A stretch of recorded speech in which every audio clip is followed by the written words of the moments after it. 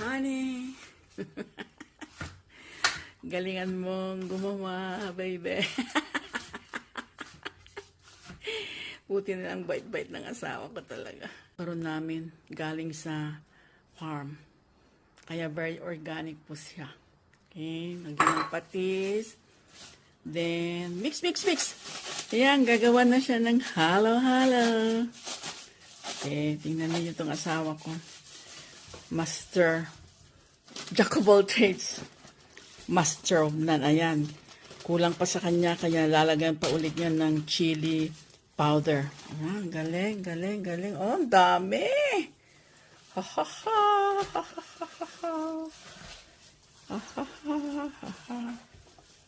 Ayan. Tapos na.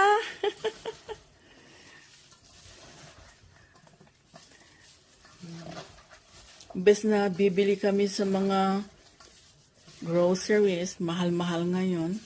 Yan, sariling tanim na pechay, sariling tanim na green onions, bawang, tsaka yung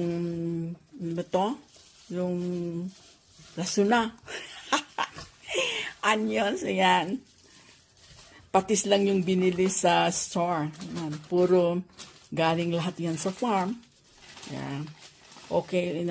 Oh my God, lalagyan na naman niya. Okay, yan. Dami.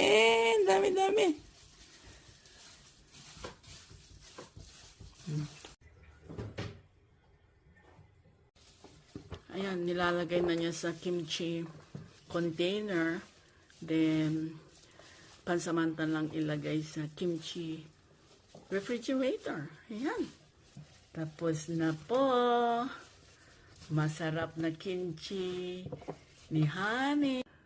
김치 맛보자. Kain daw tayo ng ginawa niyang kimchi, oh.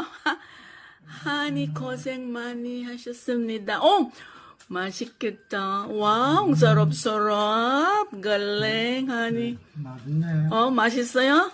네. Wow!